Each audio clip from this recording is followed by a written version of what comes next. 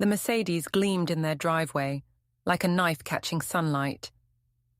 I noted, with a small flicker of satisfaction, that Kelly hadn't even bothered to move David's old pickup out of the way.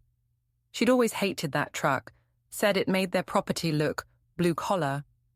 Now, the luxury car I'd chosen specifically for this grand re-entry sat in front of it like a silver exclamation point, announcing that everything they thought they'd arranged, decided, and concluded was about to be rewritten. I watched through the tinted window as David's face went slack, his coffee mug frozen halfway to his lips. The smell of roasted beans drifted faintly through the open doorway, reaching me even through the closed car door. He always made the same blend: Guatemalan medium roast, splash of oat milk, 2 sugars. Some habits, it seemed, clung tighter than conscience. Kelly appeared beside him in the doorway, still wearing her silk bathrobe, the expensive one I'd seen on her credit card statement before they locked me away. She must have imagined herself safe behind that manicured hedge of deception. Her mouth formed a perfect O of shock, as if she'd rehearsed for the moment I rose from the grave they'd dug for me. The driver's door opened first. Polished shoes hit the pavement. Then came the uniform, crisp and professional, and finally the face of someone they'd never expected to see again.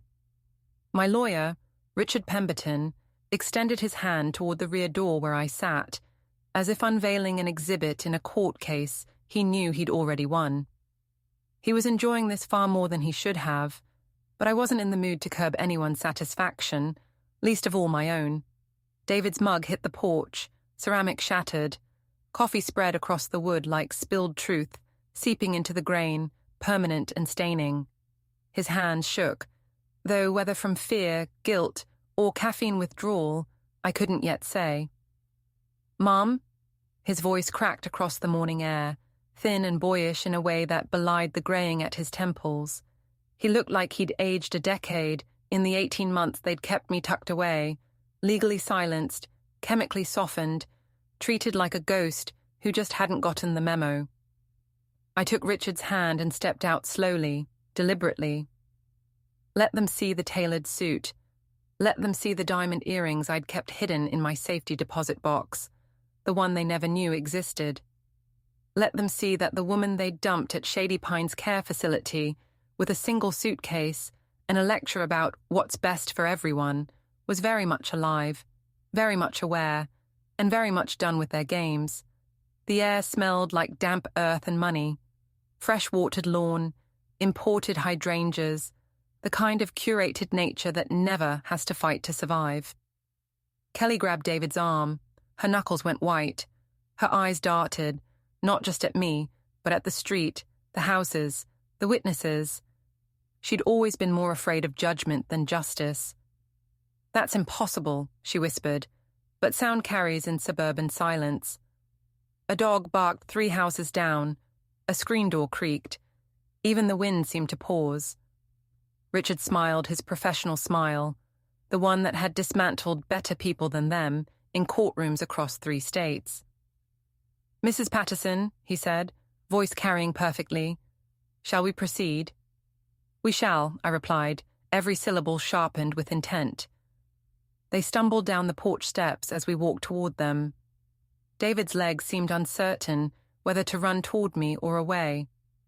Kelly's face cycled through emotions so fast I could have sold tickets to the show. Confusion, fear, anger, calculation, always calculation, the one muscle she never let atrophy. "Mum, what's going on?" David managed. "They said you were... We thought you were... incompetent," I finished for him. "Senile, unable to care for myself? Isn't that what you told the nursing home? What you told the court?" I watched the words hit him, watched the excuses form behind his eyes like storm clouds gathering. "We were trying to protect you," Kelly cut in, finding her voice, smoothing her robe as if it could smooth the lie. "After Dad died, you weren't yourself. You weren't thinking clearly." "I was grieving," I said. "There's a difference. But you two saw an opportunity, didn't you? A bank account with too many zeros. A house you already started remodeling in your heads. Power of attorney papers that, lucky for you, I signed when I still trusted you. Richard cleared his throat, pulling out his tablet. Mr. and Mrs. Patterson, I'm here in my capacity as executor of the estate of the late James Patterson, and as legal representative of Mrs. Elizabeth Patterson in several civil matters we need to discuss. The colour drained from David's face. Civil matters, he echoed, but the words sounded hollow, already defeated. Should we go inside? I asked pleasantly. Or would you prefer the neighbours hear everything? Mrs. Henderson was already peering through her curtains 2 houses down, her cat in her arms like a furry surveillance assistant. The Johnsons had paused their morning jog, hovering on the sidewalk with the eagerness of people who'd never had drama of their own and intended to live vicariously through every ounce of mine. Suburban surveillance at its finest. No cameras needed when you have retirees and Ring doorbells. They led us inside wordlessly. The entryway still smelled like cinnamon and floor polish, like the house I'd built, the one they'd claimed. My portrait still hung above the console table, painted at age 52, firm-jawed and composed, the kind of woman people mistook for unbreakable. I was older now, softer perhaps, but there was iron beneath the surface they'd underestimated. Kelly's voice broke first. You can't just show up like this. You can't just... Oh, I can, I said. You'd know that if you'd actually read the guardianship laws you abused. But you didn't, did you? You trusted the paperwork would bury me, that no one at Shady Pines would question why I could still balance a checkbook, do the Sunday crossword, or recite Shakespeare while half the residents forgot their own children. David winced. Mum, which part do you want to apologize for first? I asked. Signing me into a facility under false pretenses, liquidating assets that weren't yours, cutting off my access to phones, visitors, anything that might have exposed what you were doing. His mouth opened, closed, opened again. Words failed him, the way loyalty had failed me. Richard tapped the screen of his tablet. Before we begin, I want to be clear that this conversation is being recorded for legal purposes. Kelly blinked. Recorded? Like, right now? Of course, Richard said, almost cheerfully. You'll find that transparency is a theme moving forward. I took a seat on the sofa they'd bought with my funds. Italian leather, custom-stitched, the kind with a price tag that could cover a semester of private school tuition. I smoothed the cushion beneath me, reclaiming territory 1 inch at a time. You should know, I said, voice level, that every doctor I've seen since leaving Shady Pines has confirmed I am in full command of my faculties. The court has already reviewed the reports. The guardianship order has been dissolved. David looked like he'd been punched. Kelly simply stared, as if waiting for someone to yell cut, reveal the hidden cameras, turn this all into a prank that could be laughed away at brunch. And the civil matters? Kelly asked too calmly. Oh, those, I said. Fraud, financial exploitation of a dependent adult, emotional abuse, illegal transfer of funds, forgery possibly, depending on who actually filled out the medical affidavit, claiming I was nonverbal and cognitively impaired. The silence that followed was so complete, I could hear the clock ticking above the fireplace. Another purchase of theirs, chosen to replace the antique one James and I bought in Vienna. The replacement ticked louder, like guilt made audible. This doesn't have to get ugly, David said, voice brittle. We can work something out. You're home now. We can... I raised a hand. Don't rewrite the story halfway through, David. You didn't want me home. You wanted me silent, manageable, forgotten. Kelly drew in a sharp breath. You're twisting everything. No, I said softly. I'm untwisting it. Richard leaned forward. We'll need access to all financial records from the past 18 months. Joint accounts, personal accounts, property transfers, credit card statements, the whole picture. Voluntary cooperation will reflect favorably when the judge reviews damages. Kelly laughed, a short barking sound. Damages? You're suing us? Not just suing, I said, reclaiming, correcting, and choosing, very carefully, what kind of mother I am going to be from this moment on. David stared at me, eyes wide, as if searching for the woman who used to bake him birthday cakes and tuck handwritten notes into his lunchbox. I was still her, but I was also the woman he'd shoved into a corner and expected to rot quietly. "Mom," he whispered, "we made mistakes, but we can fix this."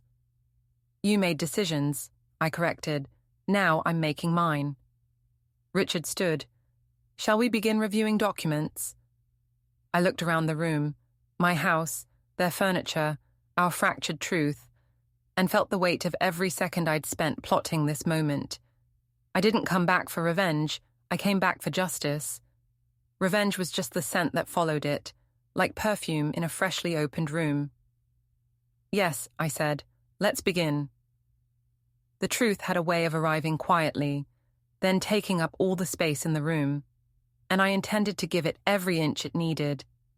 Before we continue, hit the hype button, subscribe, and like the video to help the channel grow. Tell us which city you are from in the comments. We'd love to get to know our audience better. The nursing home smelled like industrial cleaner, trying to mask something worse underneath. My room was 8 by 10 feet, white walls, linoleum floor, a bed that groaned every time I shifted position. A window overlooking the parking lot where David's car had disappeared 30 minutes after dropping me off. "You'll love it here, Mum," he'd said, not meeting my eyes.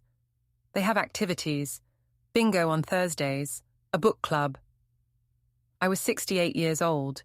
I had a master's degree in accounting, had run my own bookkeeping business for 30 years, and had balanced our family finances down to the last penny my entire adult life. I did not need bingo. "This is temporary," Kelly had added, already backing toward the door. "Just until you're feeling better, until you can manage on your own again."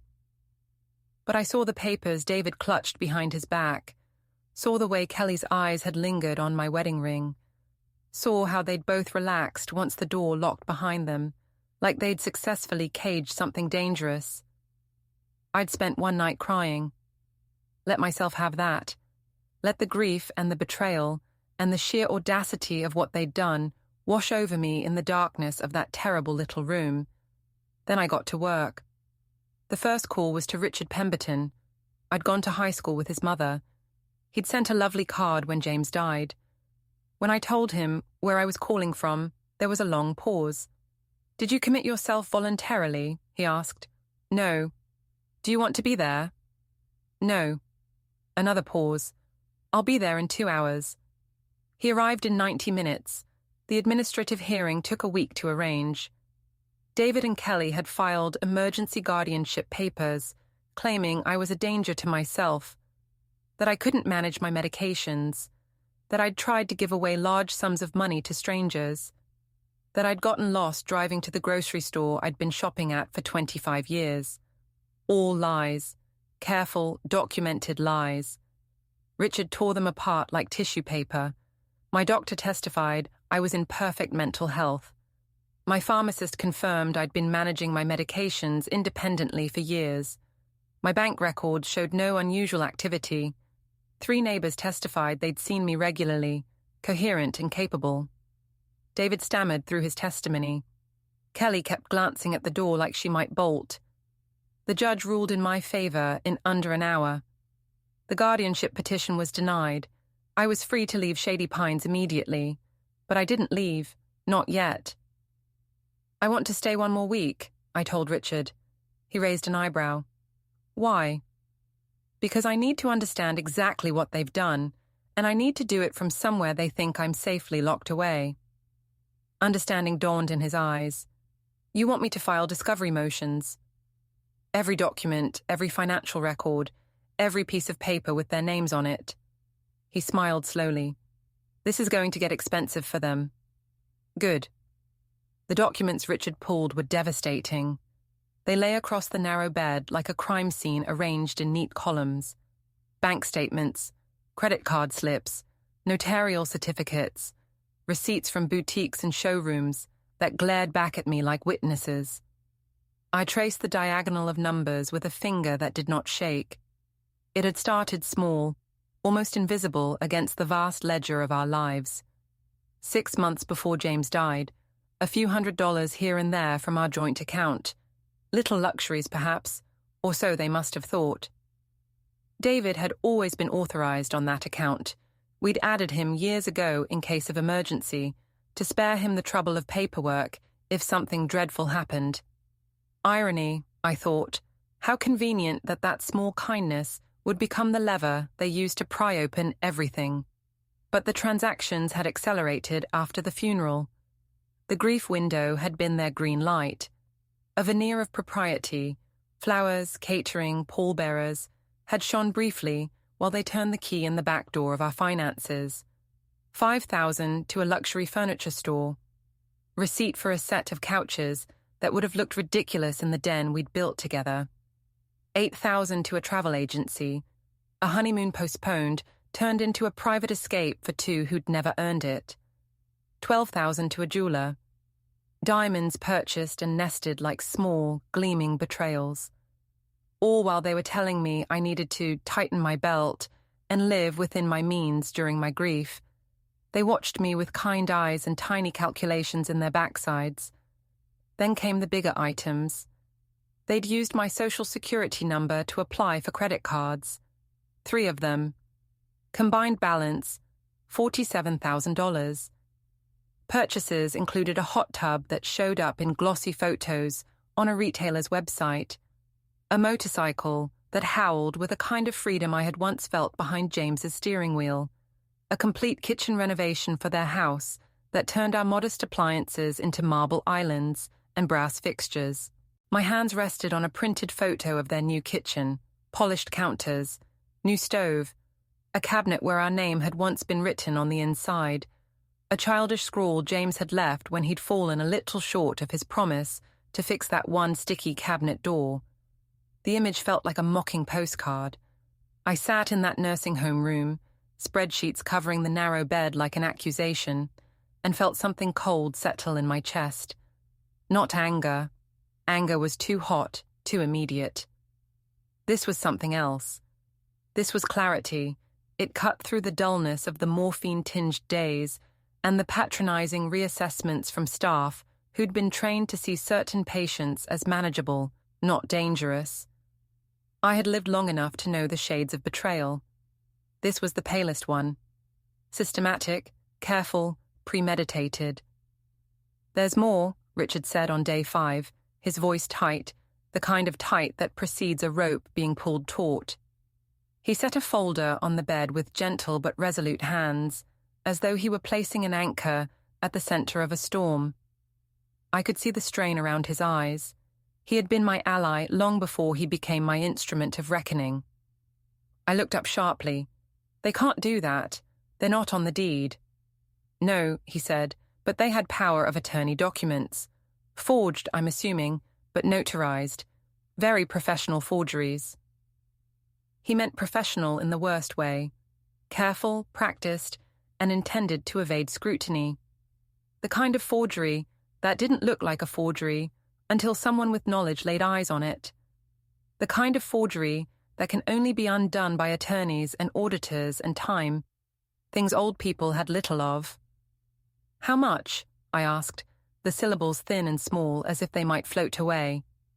"They borrowed $150,000 against a house worth $300,000, Richard said. The numbers landed with the dull finality of a gavel. He spoke slowly, measuring the room for the delicate business of telling a widow that her nest egg had been treated like petty cash. "Home equity line of credit, drawn down in phases, payments made to contractors, who, incidentally, are not the same contractors who did the work in their name. Bank transfers to accounts registered at a P.O. box, layering to obscure origin." The room tilted. The bed frame dug into my palms as though I needed anchor points to hold me to reality. James and I had paid off that house in 1998, 27 years of mortgage payments done, free and clear.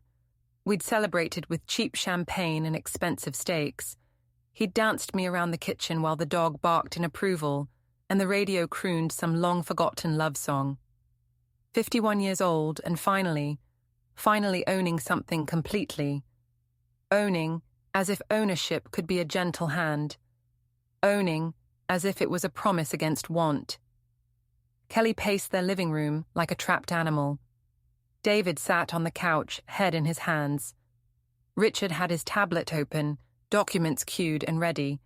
I sat in the armchair that used to be mine, from the house that used to be mine, and waited. "I don't understand," Kelly finally said. "The hearing was denied. You were released. Why didn't you just come home?" "Because I needed to understand what you'd done," I replied. "All of it, every theft, every lie, every forged signature."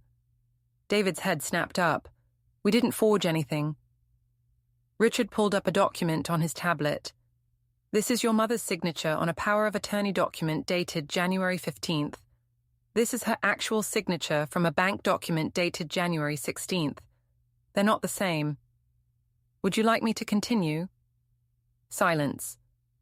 "The home equity line of credit," Richard continued. "Also forged. The credit card applications, using Mrs. Patterson's social security number without authorization. Identity theft. The systematic withdrawal of funds from her accounts while she was grieving her husband. Financial exploitation of a vulnerable adult." "She's not vulnerable," Kelly snapped. "She's sitting right there, fine, obviously perfectly capable of hiring expensive lawyers and making our lives hell." "Interesting argument," Richard said mildly. "Since 6 weeks ago, you testified under oath that she couldn't manage a checkbook." Kelly's mouth clicked shut. David finally spoke, voice rough. "Mom, we made mistakes. We know that. But we're your family. We can fix this. We'll pay everything back." "With what money?" I asked. He blinked. "We'll get loans. We'll work it out." "You're already drowning in debt," I said. "That's why you tried to steal from me in the first place. This house," I gestured around. "You're 3 months behind on the mortgage. Your credit cards are maxed. You owe $17,000 in property taxes. The motorcycle's being repossessed next week." Kelly's face went ashen. "How do you know that?" "Because I had a lot of time in that nursing home room," I said. "And a very thorough lawyer. We pulled everything, your credit reports, your mortgage statements, your bank records, all legally obtained through the discovery process for the fraud investigation." "Fraud investigation?" David's voice cracked. Richard nodded. "The police are very interested in the forged documents. The district attorney's office is reviewing the case for potential charges. Identity theft, forgery, financial exploitation. Each charge carries significant prison time." Kelly grabbed the back of the couch. "You wouldn't do that to us. We're your family." "You locked me in a nursing home," I said flatly. "You stole my money. You forged my signature. You tried to take legal control of my life so you could bleed me dry while I rotted in an 8x10 room." "What exactly about that says family to you?" David stood suddenly. "We were desperate. The business was failing. We were losing everything. We just needed time to get back on our feet." "What business?" I asked. He froze. "My consulting business." "The one that never had a single client?" Richard asked, pulling up more documents.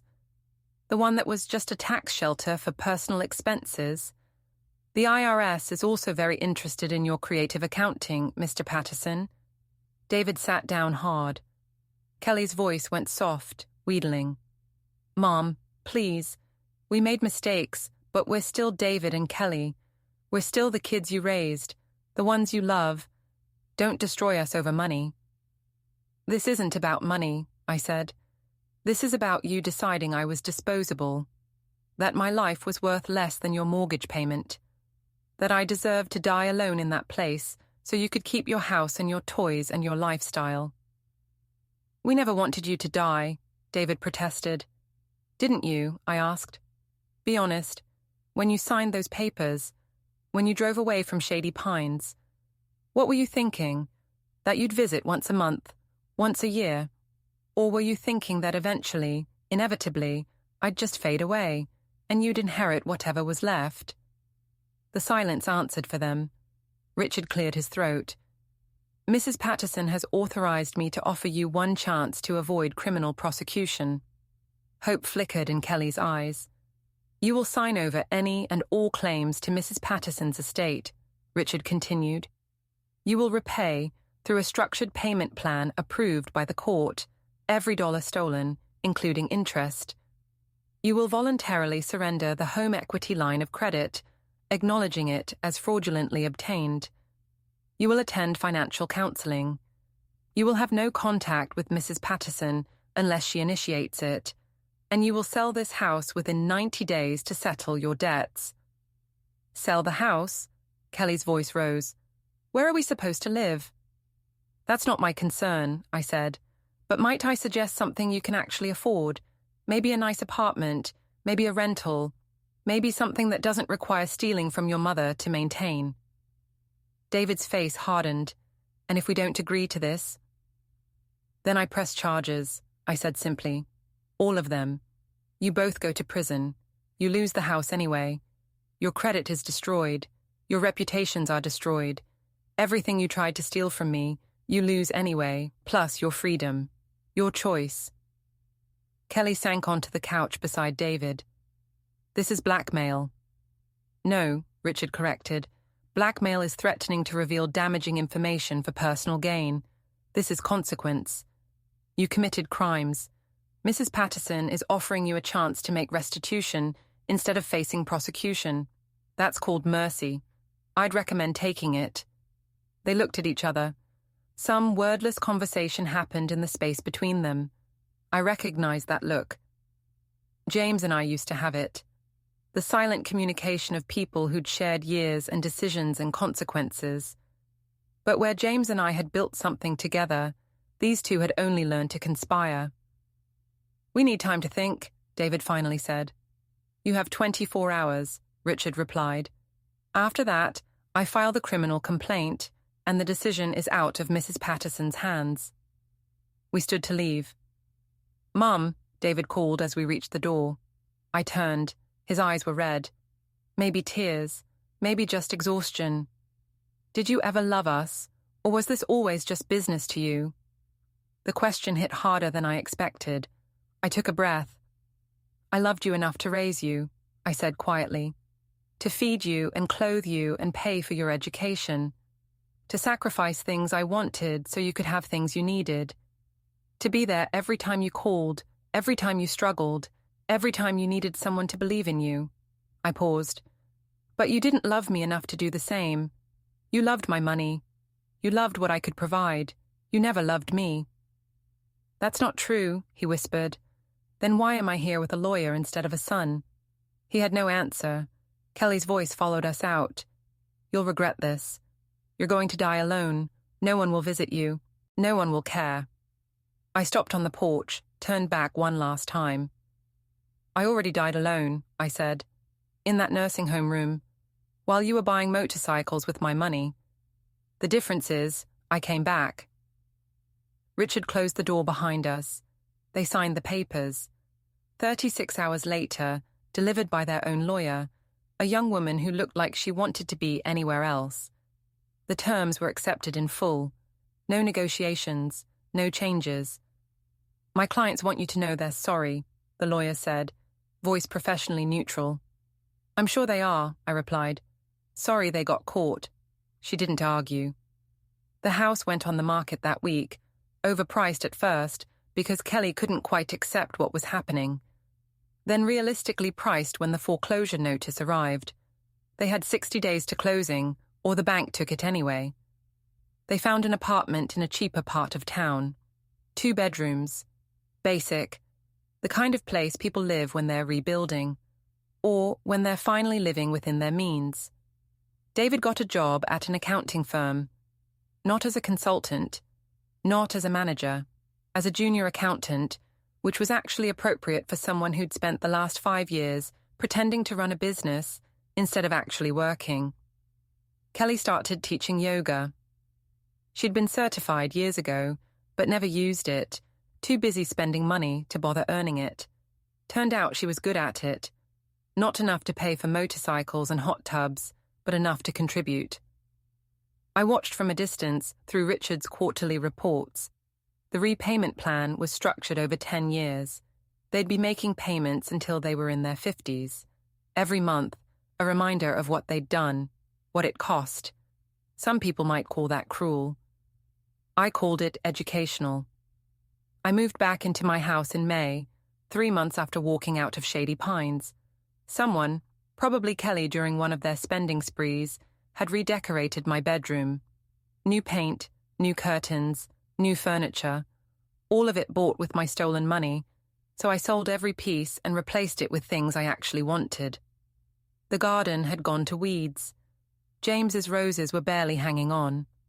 I spent weeks on my knees in the dirt, bringing them back. Every thorn that caught my skin felt earned. Every bloom that finally opened felt like defiance. Mrs. Henderson came over with cookies the first week. "We were worried about you," she said, "when David said you'd gone to a facility for your health." "I'm perfectly healthy," I replied. "I thought so," she said knowingly. "You never looked sick to me, just sad. Missing James." I invited her in for coffee. We talked about her grandchildren, about the neighborhood drama, about the Johnsons' marriage troubles and the Smiths' new car. Normal things. Human things. It felt like coming back to life. My bookkeeping business had survived despite everything. My clients had been loyal, waiting for me to return. I'd built those relationships over decades. You don't throw that away over 3 months. I reopened my home office, updated my software, sent out emails letting everyone know I was back and accepting new clients. The work flooded in. Apparently, competent bookkeepers who don't steal from their clients are in high demand. Who knew? Life developed a rhythm. Work during the day, garden in the evening, book club on Tuesdays, lunch with old friends on Fridays. The empty space where James had been never quite filled, but it got easier to move around. I didn't think about David and Kelly much. When I did, it was with the same emotional distance I'd give to any closed account. Balanced, settled, complete. Kelly called on a Thursday night, 10 months after the signing. I almost didn't answer. The number was unknown, but something made me pick up. "Mom?" Her voice was small. I didn't correct the assumption that I'd accept that title anymore. Just waited. "I'm pregnant." Silence stretched between us like a gulf neither of us knew how to cross. "Congratulations," I said finally, because that seemed like the thing a human was supposed to say. "We're having a boy." She sounded like she was crying. "David wants to name him James, after Grandpa." Something twisted in my chest.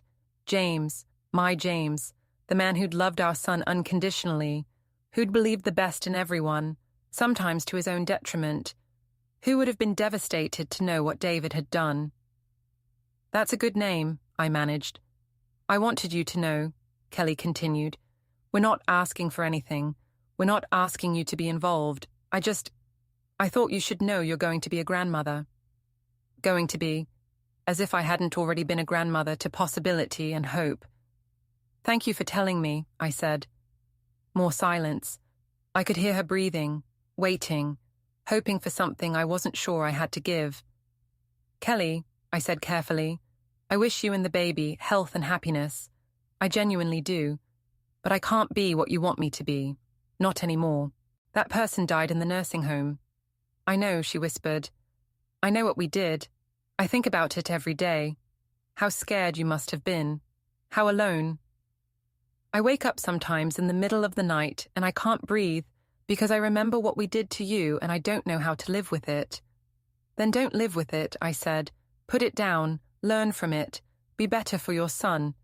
But don't call me asking for absolution. I can't give that to you. Only you can forgive yourself. And even then, forgiveness doesn't erase what happened." She was definitely crying now. "I'm so sorry." "I know," I said. And I did. I believed she was sorry. Sorry it happened this way. Sorry she got caught. Sorry the consequences were permanent. Maybe even sorry she'd hurt me. But sorry didn't turn back time.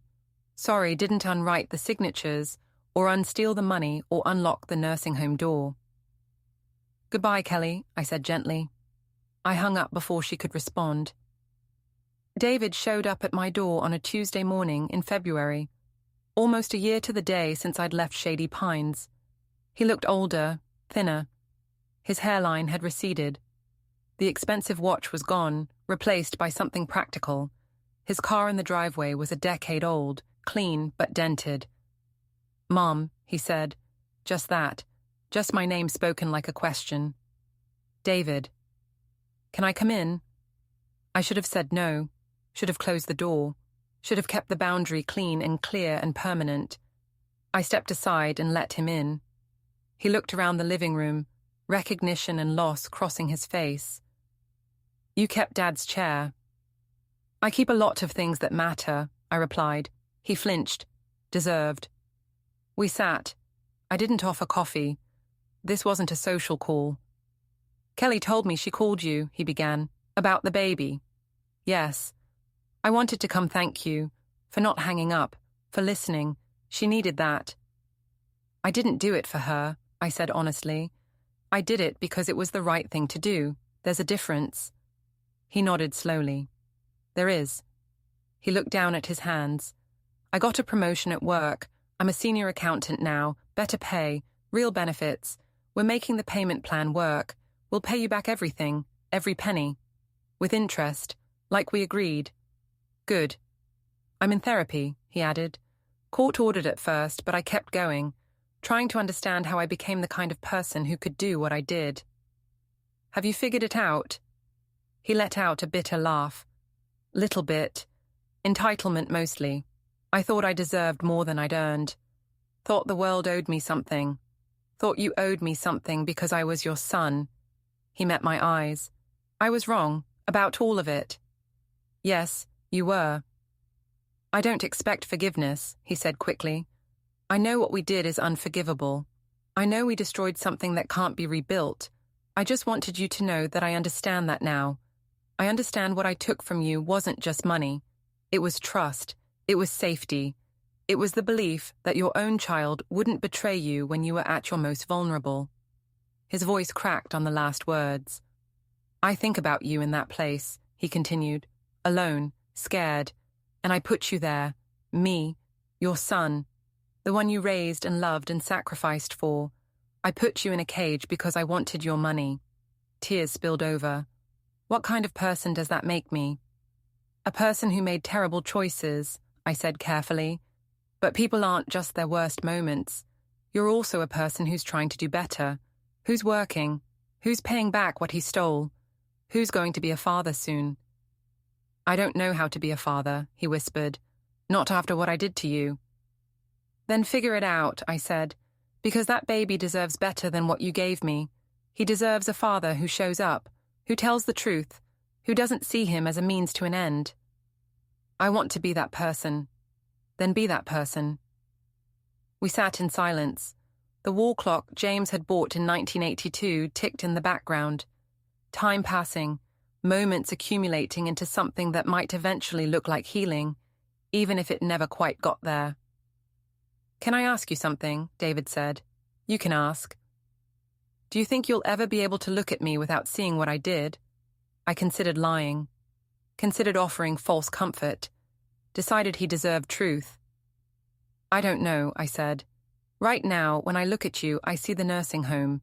I see the forged signatures. I see you driving away and leaving me there.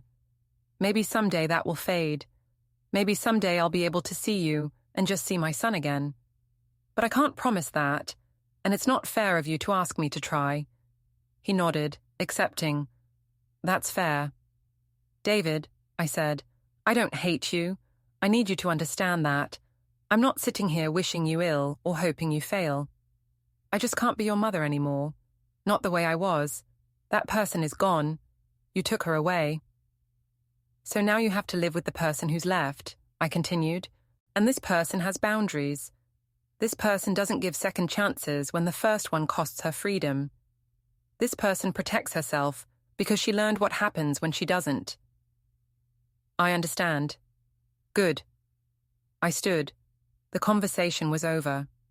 He stood too, moved toward the door, stopped. When the baby comes, he said quietly, I'll send you a picture. If you want, you don't have to respond, you don't have to be involved, but I want you to know that he'll know about you. Not the bad stuff. Not until he's old enough to understand. But he'll know he has a grandmother named Elizabeth who loved her husband and raised her son and built a good life. He'll know that. My throat tightened. Thank you. He left. I watched his old car pull away and realized something had shifted. Not forgiveness, not reconciliation, but maybe the very beginning of something like peace. 3 days later, Kelly showed up, heavily pregnant now, moving carefully up my front steps. David must have told her about his visit. She looked scared. I'm not here to apologize again, she said when I opened the door. I know you're tired of hearing it. Then why are you here? To tell you that you were right, she said, about everything. We were living beyond our means. We were entitled and selfish, and we convinced ourselves that taking from you was somehow justified because we needed it more. Because we were young and you were old, and in our twisted logic, that made it okay. It didn't make it okay. I know that now. She put a hand on her stomach, protective. I'm terrified I'm going to mess this up. That I'm going to raise a son who turns out like us. Who thinks the world owes him something. Who hurts people he's supposed to love. Then don't, I said. Teach him differently. Teach him that actions have consequences. That family means showing up, not just taking. That love is something you prove through behavior, not just words. Can you teach me how to do that? Her voice broke, because I don't think I know how. And there it was. The real question, the real ask. I could say no, should say no. They'd burned that bridge so thoroughly there was barely ash left. But I looked at this young woman, barely 30, carrying a child she wasn't sure she knew how to raise. And I saw something I recognized. Fear. Real fear. Not of losing money or status, but of perpetuating damage, of passing down poison. Kelly, I said slowly, I can't be your mother-in-law. I can't be at your house for holidays or babysit or pretend everything is fine. But if you want to learn to be different, to do better, I can point you in the right direction. Therapy, parenting classes, financial counseling beyond what the court ordered, resources. That much I can do. Why? She asked. After everything, why would you help us? I'm not helping you, I said. I'm helping that baby. He didn't choose his parents. He deserves a chance anyway. She cried. Right there on my porch, this woman who'd stolen from me and locked me away, cried like something had broken open inside her. Thank you, she managed. Thank you. I gave her the business cards, the therapist who'd helped me after James died, the financial counselor who'd helped me rebuild, the parenting education program the hospital ran, tools, nothing more, nothing less. She left with the cards clutched in her hand like lifelines. I closed the door and leaned against it. James would have been proud, I thought. He'd always believed in second chances, in redemption, in the possibility that people could change if given the right push at the right time. I didn't know if I believed that, but I could honor his memory by trying. The text came at 3 a.m. on a Sunday in late April. A photo, a tiny face, red and wrinkled and perfect, dark hair, eyes closed, wrapped in a blue hospital blanket. James Daniel Patterson, 7 LBS, 3 Oz. Healthy. Thank you for everything. David. I sat in bed, phone glowing in the darkness, looking at my grandson's face. My grandson. The term felt foreign and familiar, all at once. I'd imagined this moment years ago, back when David and Kelly first married, back when the future seemed full of Sunday dinners and birthday parties, and all the normal things families did. This wasn't that future. Would never be that future. But it was something. I texted back, congratulations, he's beautiful. 3 dots appeared, disappeared, appeared again. Would you like to meet him? Whenever you're ready. No pressure. I stared at the question for a long time. Every instinct said no. Keep the distance. Keep the boundary. Don't let them back in. But James's face in the photo looked so much like David had as a baby. Like the son I'd rocked at 3 a.m. during colic fits and teething pain. Like the boy who'd brought me dandelions and called them flowers. Like the man he'd been before money and desperation had twisted him into someone I didn't recognize. Maybe, I thought, maybe someday. We'll see, I texted back. It felt like the most honest answer I had. I met my grandson on a Tuesday afternoon in June. Neutral territory, a park halfway between my house and their apartment. Kelly pushed a stroller along the path, while David carried a diaper bag that looked like he'd never seen one before in his life. They saw me on the bench and stopped. Kelly looked like she might run. David's grip on the bag tightened. I stood and walked over. "Elizabeth," Kelly said. Not Mom. She'd learned that much. "Kelly, David." We stood there awkwardly until David cleared his throat. "Would you like to hold him?" The baby was awake, eyes unfocused but clear, making those small sounds babies make when they're content. He smelled like powder and milk and newness. Kelly lifted him carefully from the stroller and held him out. I took him. He was warm, solid, real. His tiny fist curled around my finger with surprising strength. His eyes tried to focus on my face and couldn't quite manage it yet, but he looked. He saw something. Someone. "Hi, James," I whispered. "I knew another James once. You would have liked him." The baby made a sound. Not quite a coo, not quite a grunt, just acknowledgement. We walked through the park for an hour. Small talk, baby talk, safe talk. Kelly told me about sleepless nights and learning to breastfeed. David described going back to work, exhausted but somehow happy anyway. They showed me pictures on their phones, dozens of them, every expression and outfit documented like evidence of joy. They were trying. I could see it in the way they handled the baby, careful and uncertain, but genuinely invested. In the way they spoke to each other, partners navigating unknown territory together. In the way they looked at me, hopeful but not demanding. "We enrolled in the parenting class you recommended," Kelly said. "It helps, learning that we don't have to be perfect. We just have to show up and try." "That's all anyone can do," I replied. When the baby got fussy, I handed him back. "He's hungry. You should go." Kelly nodded. "Can we do this again? Sometime?" I looked at the baby, at his small face already turning red with pre-cry frustration. At David and Kelly, young and flawed and trying. "Maybe in a few weeks," I said. "We'll see how it goes." It wasn't a promise, but it wasn't a door slammed shut either. They left. I sat back down on the bench and watched them walk away, Kelly rocking the baby while David's hand rested on her back. Mrs. Henderson's words came back to me. Just sad, missing James. I was still sad, still missing James, but maybe that was okay. Maybe grief didn't have to be all-consuming.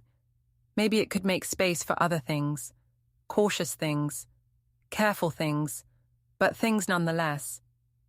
Over the next 6 months, I saw the baby 4 more times, always in public, always on my terms, always with clear start and end times. Kelly sent updates weekly, photos, milestones, first smile, first laugh, first time sleeping through the night. I replied occasionally, brief acknowledgements, small encouragements. David called once a month, checking in, updating me on the payment plan, on work, on life.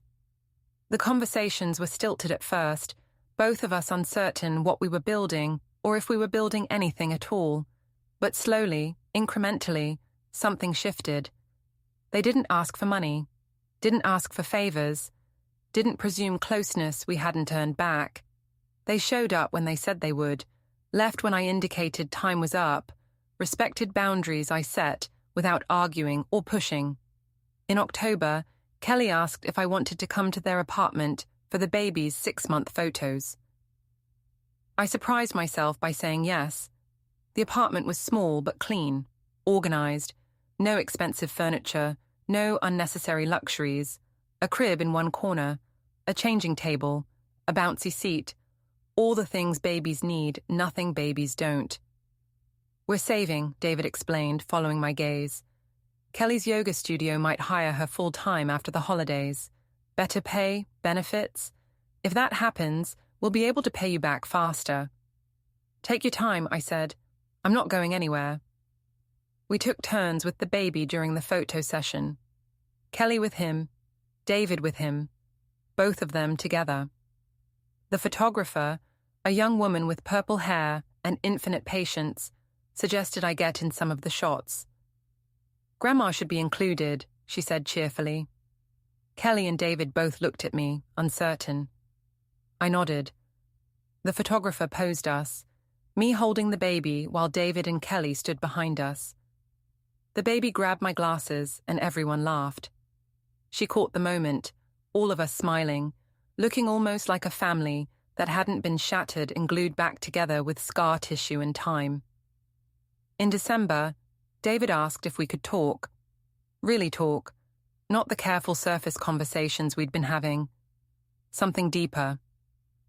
We met for coffee at a place near my house. I arrived first, took a corner booth, ordered tea I didn't really want. He came in looking nervous, like he was 16 again, and about to tell me he'd wrecked the car. I need to tell you something, he started, and I need you to just listen, not forgive, not absolve, just listen. I nodded. I've been working with my therapist on understanding why I did what I did, he said. And I've realized something. I was angry at you, for years, and I didn't even know it. I blinked. Angry about what?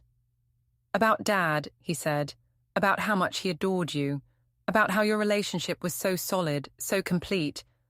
I felt like I was always on the outside of something special, like you two had this bond I could never be part of. And when he died, I was angry that you got to have that perfect love story, when Kelly and I were struggling, when we were drowning in debt and fighting all the time, and I was failing at everything. He paused, swallowed hard. So when you were vulnerable, when you were grieving, some sick part of me saw an opportunity, not just for money, but to finally be the one with power, to finally be the one in control, to prove I could be successful at something, even if that something was manipulation and theft. I sat very still. It doesn't excuse what I did, he continued. Nothing excuses it. But I need you to know it was never really about the money. It was about me being so broken inside that I needed to break you too, to prove I could, to feel big by making you small. Tears ran down his face. And I hate myself for it, every single day. I look at James, my son, and I think about what I did to you, and I can't breathe. Because what if he does that to me someday? What if I somehow teach him that it's okay to hurt people you love when you're hurting inside? You won't, I said quietly. How do you know? Because you're aware of it, I replied. Because you're in therapy. Because you're asking these questions. Your father and I never taught you to steal or lie or manipulate. You learned that somewhere else. From society, from pressure, from your own pain. But you're unlearning it now. That's what matters. Do you forgive me? The question came out barely above a whisper. I took a long breath. I'm working on it. It's not a switch I can flip. But I don't wish you harm anymore. I don't lie awake angry. I've mostly just accepted that what happened, happened, and now we're here. Wherever here is. Is here enough? He asked. For now, I said. Ask me again in a year. Kelly invited me to Christmas dinner. I almost said no. Holidays were James's favorite. He'd made a production of them. Lights, music, terrible sweaters he'd buy at thrift stores, specifically to make me laugh. The empty space where those traditions used to live ached like phantom pain. But Kelly had asked, not demanded, not assumed. Asked. Just dinner, she said. Nothing fancy. James's first Christmas. We'd like you there, if you're comfortable. I said yes. Their apartment was decorated modestly. A small tree with lights, some ornaments. A stocking hung for the baby, already stuffed with age-appropriate toys. David cooked. Not well, but earnestly. Roast chicken instead of turkey. Mashed potatoes from a box. Canned green beans. Rolls from the bakery section. I know it's not fancy, he apologized. It's perfect, I said, and meant it. We ate, made small talk, avoided landmines. The baby sat in his high chair, gumming a teething biscuit, oblivious to the weight of the occasion. After dinner, Kelly pulled out a box. We made something. For you. Inside was a photo album. Pictures from the past 6 months, the park meetings, the 6-month photos, candid shots of the baby, and on the first page, a photo of James, my James, holding baby David in 1992. We wanted you to know we haven't forgotten him, Kelly said softly. That we know little James is named after someone important. Someone we wish we'd known better. Someone we wish we'd made proud. My vision blurred. He would have loved him. The baby. He would have been a wonderful grandfather. Tell us about him? David asked. Tell us the stories we never paid attention to when we should have. So I did. I told them about James the man, not James the father, or James the grandfather they'd lost the right to know. James who sang off-key in the shower, who burned every meal he tried to cook, who cried during Hallmark commercials, who'd held my hand through miscarriages and job losses and every small tragedy life threw at us, who'd made me laugh until I couldn't breathe, who'd been my best friend for 43 years. They listened, really listened, and for the first time since he'd died, talking about him didn't hurt quite as much. In February, something unexpected happened. Richard called. David and Kelly completed their repayment plan early. I blinked. Early? It was supposed to be 10 years. They accelerated it. Kelly's teaching full-time. David got another promotion. They cut every expense, worked overtime, put every spare dollar toward the debt. As of this morning, you've been repaid in full. Every dollar. Plus interest. I sat down hard. I didn't think they could. Neither did I, Richard admitted. But they did. The final payment cleared this morning. Legally, they've fulfilled their obligation. The criminal investigation is officially closed. They're free and clear. Free and clear. The phrase echoed. They'd been paying for 2 years. 2 years of every dollar scrutinized, every expense justified. 2 years of living with the weight of what they'd done. And now it was over. Richard, I said slowly, draw up a document, a trust, for the baby. Put $50,000 in it, for college, or trade school, or whatever he needs when he's 18. Silence on the other end. Elizabeth. They paid me back, I said. They did what they were supposed to do. That money is mine to do with as I please, and I choose to invest it in my grandson's future. Not in David and Kelly. They don't get to touch it. But the baby deserves a chance that doesn't come with the weight of his parents' mistakes. Are you sure? I'm sure. I'll draw up the papers. I called David that night, told him the trust existed, told him he and Kelly would never control it, that it was for James only, locked until he turned 18. David was quiet for a long time. Then, thank you. You didn't have to do that. I know, I said, but he's my grandson, and he deserves better than to pay for your mistakes his whole life. We're going to tell him, David said, when he's old enough. All of it. What we did, what it cost, what we learned. We're not going to hide it and pretend we were always good people. Good, I said. He should know that people can be deeply flawed and still choose to be better. In April, on James's first birthday, they threw a small party at the park. A handful of friends, Kelly's sister, David's co-workers, me. I bought him a stuffed elephant. Grey and soft, and exactly the kind of thing toddlers love to carry everywhere, until it's grey and worn and irreplaceable. He loved it immediately, clutched it, babbled at it, threw it and cried until someone gave it back. He has your husband's smile, Kelly's sister said to me. The baby, I mean. When he laughs, It's the same. I looked at little James, grinning his toothy 1-year-old grin, elephant clutched to his chest. She was right. He did. Watching him, watching David and Kelly hover anxiously, checking that everyone had cake and that the baby didn't face-plant off the picnic table, I felt something unexpected. Pride, not in them. They'd earned my caution, not my pride, but pride in the fact that I'd survived what they'd done to me. That I'd climbed out of that nursing home bed and fought back. That I'd stood my ground and set my boundaries and refused to disappear quietly. Pride that I'd been strong enough to stay gone when leaving was necessary, and wise enough to come back, just a little, when it was safe. "He's lucky to have you," Kelly said, appearing beside me. "Even if it's just visits, even if it's just sometimes. He's lucky." "He's lucky to have parents who are trying," I replied.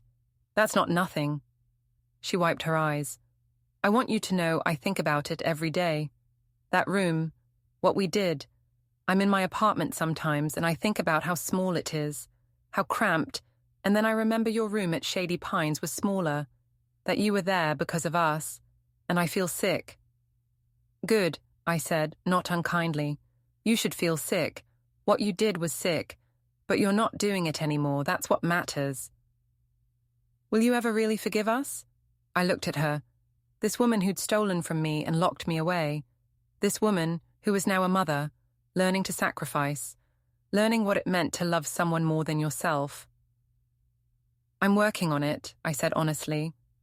"But Kelly, I don't know if I'll ever forget, and that has to be okay too." She nodded. "It's okay. You get to feel however you feel. We don't get to ask for more than you can give." "No," I agreed. "You don't." That night, alone in my house, I thought about everything that had happened. 2 years ago, I'd been in a nursing home bed, terrified and alone. 1 year ago, I'd been rebuilding my life from scratch, learning to exist in a world without James and without the family I'd thought I had. Now I was a grandmother who saw her grandson once a month, who received photos and updates, who was slowly, carefully, letting people back in who'd proven they could change. It wasn't the family I'd imagined, wasn't the golden retirement James and I had planned, wasn't Sunday dinners and holidays and that easy closeness some families have, but it was something real, something earned. I pulled out my journal, the one my therapist had suggested I keep, started writing. "Dear James, today was the baby's first birthday, our grandson, the one named after you. He has your smile. I thought you'd want to know that. I wish you could have met him. I wish a lot of things were different. But I'm learning to be okay with what is instead of grieving forever for what isn't. I think you'd be proud of that. I think you'd be proud that I fought back, that I didn't let them destroy me, that I found a way to survive and eventually to live again. I miss you, every single day. But I'm not just surviving anymore. I'm actually living. And I hope, wherever you are, that makes you happy." I closed the journal. Outside, spring was turning to summer. The garden was blooming. The roses James had planted were thriving despite everything. Life, I thought, continues, even after betrayal, even after loss, even after you think everything is over. Life continues. And sometimes, if you're lucky and stubborn and willing to set boundaries and hold them, life can even be good again. Different, scarred, cautious, but good. 2 years after the nursing home, I sat in my garden with my grandson. He was 3 now, walking, talking, full of questions and energy and that particular toddler certainty that the world exists solely for his entertainment. "Gamma," he said, clutching his worn elephant. "Why you live alone?" I smiled. "Because sometimes people need their own space. But you have big house. Mommy and Daddy have small house." Out of the mouths of babes. "That's true," I acknowledged, "but size doesn't matter as much as having what you need." He considered this with the gravity only a 3-year-old can muster. "I need cookies," I laughed. "Nice try. You need lunch first." David and Kelly arrived to pick him up a few minutes later. They'd asked if I could watch him for the afternoon, while Kelly taught a special workshop. I'd said yes, not because I had to, not because they demanded it, but because I wanted to. That was the difference, want versus obligation. "How was he?" Kelly asked. "Perfect. We planted flowers and he ate all the strawberries." "James," she sighed. "He's 3, I replied. "They eat strawberries. It's their job." David crouched down. "Say thank you to Grandma." "Thank you, Gamma." He threw his arms around my legs. Something warm settled in my chest. Not quite forgiveness, not quite trust, but something close to peace. They left. I watched their car pull away, my grandson waving frantically out the window until they turned the corner. Mrs. Henderson appeared at the fence. "He's adorable." "He is. You're good with him. Natural." "Had practice," I said. "Raised one of those once." She smiled knowingly. "I remember. Things were rough there for a while." "They were. But you're okay now." I thought about it, really thought about it, about the nursing home and the theft and the betrayal, about the fight to reclaim my life, about the slow, painful process of setting boundaries and enforcing them, about learning that loving someone doesn't mean accepting abuse, about the difference between forgiving and forgetting. "Yeah," I said finally. "I'm okay now." And I meant it. The phone rang on a Tuesday morning in August. Kelly.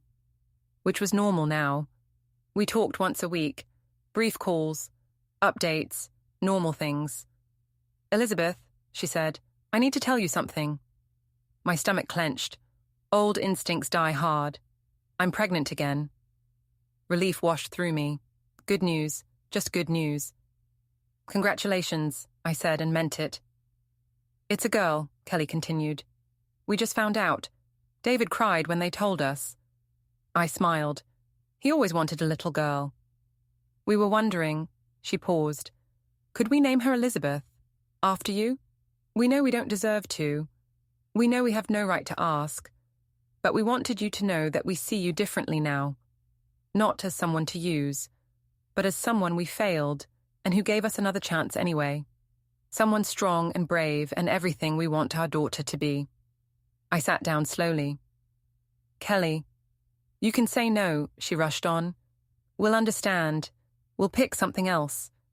We just wanted to offer." I looked around my living room, at James's chair, at the photos on the wall, at the life I'd rebuilt from rubble and determination. "Yes," I said quietly. "You can use my name." She sobbed. Happy sobs this time. Thank you so much. But Kelly, this doesn't mean everything is forgiven.